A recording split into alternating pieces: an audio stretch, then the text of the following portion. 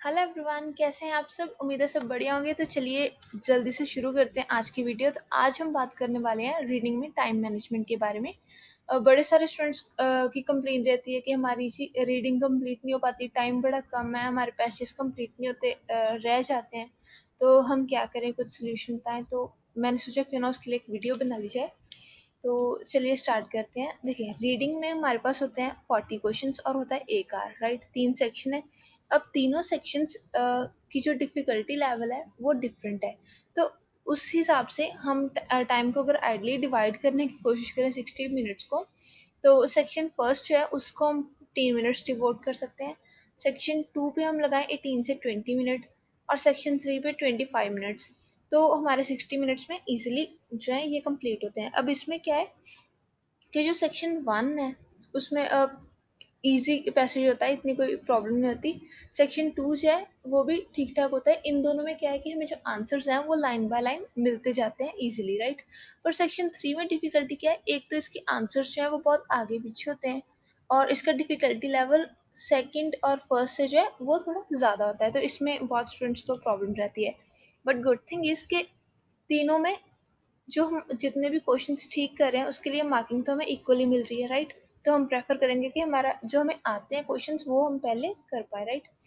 तो अब मोस्टली क्या होता है, हम फर्स्ट और सेकंड सेक्शन में अटक जाते हैं, थर्ड तक पहुंच नहीं पाते, टाइम लेफ्ट हो जाता है। तो हम कैसे मैनेज करें कि हमारे जो क्वेश्चंस हैं वो इजीली कंप्लीट हो जाएं। अच्छा, तो जैसे हम देख रहे थे 3 सेक्शंस हैं और 60 मिनट्स हैं। तो हमारे पास एक क्वेश्चन के लिए होते हैं 1.5 मिनट, राइट। अब अगर मैं आपको डिवाइड करके दिखाऊं तो आप ये देखें, 60 क्वेश्चंस हैं, उन्हें अगर मैं डिवाइड करूं हमारे 60 मिनट्स को 40 क्वेश्चन से डिवाइड करूं तो 1.5 मिनट में हमें कम से कम एक क्वेश्चन कंप्लीट करना है। अगर एक क्वेश्चन 1.5 मिनट में हो रहा है तो ठीक है, वरना आप उस क्वेश्चन को स्किप करके आगे चले जाओ। इससे क्या होगा कि जो आपके क्वेश्चंस आते हैं आपको वो आपके स्किप नहीं होंगे, ठीक है। तो आप ऐसे करना है, आपने ट्राई करना है कि फर्स्ट पैराग्राफ जो है वो 15 से 17 मिनट्स में कंप्लीट हो जाए आपका, राइट। अगर वो 15 भी होता है वेल एंड गुड, नहीं तो 17 मिनट्स में तो आपका हो ही जाएगा, राइट। पैराग्राफ सेकंड 15 से 17 मिनट्स में आप कंप्लीट करो और पैराग्राफ थर्ड की डिफिकल्टी लेवल देखते हुए आप उसे 17 से 20 मिनट्स डिवोट करो। अगर आप ऐसे डिवोट करते हो इतना टाइम, इतने में कंप्लीट कर लेते हो, तो उसमें क्या होगा, अगर आपके कुछ क्वेश्चंस बीच में आपको नहीं मिले, रह गए हैं, या आपके स्पेलिंग्स वगैरह चेक करने के लिए आपके पास टाइम आ जाएगा। आपके पास एंड में अगर आप 15 से 17 मिनट डिवोट करते हो तो एंड में आपके पास 9 से 10 मिनट्स इजीली बच जाते हैं अपने स्पेलिंग्स वगैरह चेक करने के लिए, देखने के लिए आपने ठीक लिखा है, नंबरिंग्स वगैरह चेक करने के लिए। तो इसलिए आप 15 से 17 मिनट जो है वो डिवोट करने का ट्राई करो पैराग्राफ्स को। अच्छा, अब प्रॉब्लम आती है स्टूडेंट्स को कि चलिए ये तो आपने बता दिया कि 15 से 17 मिनट में ये कंप्लीट कर लो तो हो जाएगा, पर ये होता नहीं है, राइट। अब कैसे अटेम्प्ट करें रीडिंग के 15 से 17 मिनट में हमारा ये पैराग्राफ्स खत्म हो जाएं और कोई क्वेश्चंस बचे ना। तो जल्दी से आप क्वेश्चंस को फाइंड कर सको, आपका टाइम सेव हो, राइट। उसके लिए कुछ टिप्स देख लेते हैं। तो फर्स्टली आपको रीडिंग अटेम्प्ट कैसे करनी है कि आप टाइम पे इसे कंप्लीट कर सको। फर्स्टली आपके पास जो आप देखो जो क्वेश्चंस हैं उन्हें आपने रीड करना है, ध्यान से क्वेश्चन रीड करो। लेट से आपने पैसेज फर्स्ट पकड़ा, उसके सारे क्वेश्चंस को ध्यान से रीड किया, उन्हें एनालाइज किया और उन्हें अपनी मदर टंग में समझने की कोशिश की कि ये क्वेश्चन में क्या पूछ रहे हैं आपसे, राइट। उसके बाद में एक जो चीज़ आपने करनी है, अब आ गया टाइम क्वेश्चन ढूंढने का, राइट।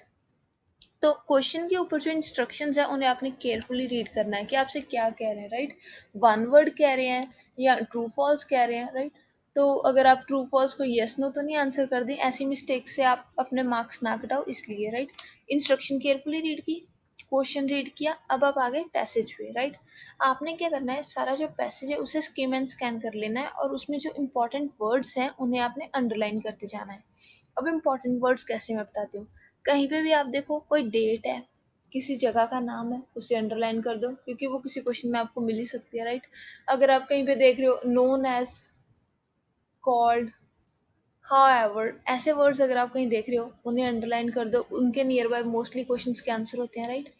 अच्छा, ये भी मिल गया। अब आप ढूंढ रहे हो क्वेश्चन का आंसर, आपने क्वेश्चन रीड किया, इंस्ट्रक्शन रीड की और आप अपने पैसेज में उसका आंसर ढूंढ रहे हो। अब आपको मान लो आंसर मिल नहीं रहा, तो आपने सिर्फ 1.5 मिनट ही उसे ढूंढना है। अगर आपको 1.5 मिनट्स में आंसर नहीं मिलता तो आप उस क्वेश्चन को स्किप कर दोगे और नेक्स्ट क्वेश्चन पे चले जाओगे। क्यों? क्योंकि उसके क्वेश्चन के लिए जो टाइम था वो आपने स्पेंड कर दिया उस पे, उससे ज़्यादा आपने टाइम स्पेंड नहीं करना, नहीं तो आपका बाकी छूट जाएगा, राइट? तो अच्छा, उसके बाद में अगर आपको आंसर्स जो मिल रहे हैं उनमें क्या करना है कि आप जो आंसर्स मिल रहे हैं उन्हें साइड बाय साइड आपने अपनी शीट पे ट्रांसफर करते जाना है, राइट? क्यों ट्रांसफर करते जाना है साइड बाय साइड? कि अगर आप ऑलरेडी आपको टाइम शॉर्ट है, आपके पास कम है, तो आपका जो आपने आंसर्स फाइंड कर लिए वो कहीं ना रह जाएं जो आपने फाइंड किया। अगर आपका टाइम पहले भी ऊपर जाए तो आपने जो आंसर्स फाइंड किया उनके मार्क्स आपको मिल सके। ये ना हो कि ज्यादा फाइंड करने के चक्कर में आप शीट पे कुछ उतारो ना और आपका पेपर रह जाए, राइट? तो साइड बाय साइड आंसर उतारो। यहाँ पे एक मेन चीज नंबरिंग का बहुत ध्यान रखना है। क्यों? क्योंकि जब हम साइड बाय साइड आंसर्स उतारते हैं तो कई बार क्या होता है कि नंबरिंग कुछ हमने स्किप किए होते हैं, आंसर्स हमें मिले नहीं होते, तो हम वो नंबरिंग गलत कर जाते हैं, नंबरिंग मिस्टेक्स हो जाती हैं। तो ऐसा नहीं करना, राइट? इसका आपने बहुत ध्यान रखना है कि नंबर्स आप सही डाल रहे हो, साइड बाय साइड जब कर रहे हो। क्वेश्चन देखना है क्या नंबर है, फिर ही शीट पे उतारना है ध्यान से चेक करके, राइट? तो आपने ये सारा कुछ कर लिया, टाइम पे आपने पेपर मुका लिया। अब एंड में ऐसा करने से आपके पास बच रहे हैं 9 से 10 मिनट और कुछ क्वेश्चंस जो शायद आपने स्किप किए होंगे, राइट? तो वो 9 और 10 मिनट्स को कैसे यूटिलाइज करना है और उनमें आपने क्या करना है, राइट? अब जो चीज़ों का आपने ध्यान रखना था बहुत रीडिंग में, आप वो देखो। सबसे पहले तो आप अपने जो सारे स्पेलिंग्स हैं उन्हें रिवाइज करो जो आपने कर लिया है पेपर, उसके कहीं में मिस्टेक तो नहीं है। और एक चीज आपने देखनी थी कि आपने जो आंसर्स हैं वो रिक्वायरमेंट्स के हिसाब से ही फिल करने हैं, राइट? आप देखो क्वेश्चन की रिक्वायरमेंट क्या है और क्या आपने उसके हिसाब से ही आंसर्स फिल किए हैं, राइट? जैसे चेक करो, अगर आपके क्वेश्चन में वर्ड वर्ड पूछा है और आपने कहीं ज्यादा वर्ड बता दिए वो, या ट्रू फॉल्स कोई यस नो लिखा है, तो ऐसी मिस्टेक से बचना है। आपने एक बार वो रिक्वायरमेंट्स चेक कर लेनी है और जो आंसर किए हैं उनके स्पेलिंग्स चेक कर लेने हैं, ठीक है? दूसरी चीज जो आपको क्विकली देखना होता है, सिंगुलर और प्लूरल का जो आपने ध्यान रखना है कि ऐसा तो नहीं है कि क्वेश्चन में कोई सिंगुलर चीज की बात करें और आपने आंसर प्लूरल में दिया है, राइट? तो ये आपने ध्यान रखना होता है। अच्छा, उसके बाद में एक इम्पॉर्टेंट चीज टाइम बचाने के लिए क्या करनी है कि अगर आपको किसी पैसेज में पूछा है कि आपका एप्रोप्रिएट टाइटल क्या है, सॉरी पैसेज का एप्रोप्रिएट टाइटल क्या है, तो आपने उससे एंड में डील करना है। क्यों? जब आप बाकी सारे क्वेश्चंस कर लोगे तो आपको ऑलमोस्ट अच्छा आइडिया हो जाता है पैसेज के बारे में कि उसमें क्या बताया गया है, राइट? अगर आप स्टार्टिंग में वो टाइटल चूज करोगे तो उसके लिए आप पहले पैसेज पढ़ोगे, काफी टाइम वेस्ट होगा और करेक्ट आंसर करने के चांसेस भी कम होते हैं स्टार्टिंग में। तो इस क्वेश्चन का आपने आंसर अप्रोप्रिएट टाइटल का एंड में देना है। और पहले क्या करना है, फिर वो चीजें जिसमें आपकी स्ट्रेंथ हो। मान लो मेरी स्ट्रेंथ है फिलिप्स में, तो मैं पहले फिलिप्स करूंगी। अगर आपके वन वर्ड क्वेश्चंस में है, ट्रू फॉल्स में है, तो आप जिस भी आप कंफर्टेबल फील करते हो आप पहले वो अटेम्प्ट करो। आपको पता है जो आप अच्छे से कर लेते हो।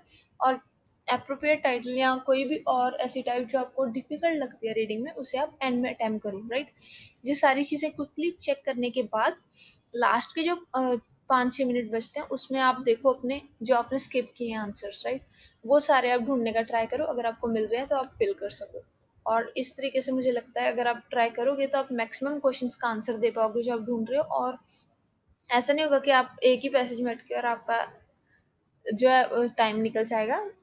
अगर आप शुरू में से प्रैक्टिस करो, बार बार ट्राई करो और वॉच लेके टाइम सेकंड्स काउंट कर करके 1.5 मिनट एक क्वेश्चन को देके आप प्रैक्टिस करो 1-2 बार और सेम पैसेज को दोबारा दोबारा करने की कोशिश करो। आई होप इससे आपकी हेल्प होगी और आप अच्छे से रीडिंग की प्रैक्टिस कर पाओगे टाइम पे कैसे करनी है उसके लिए, राइट?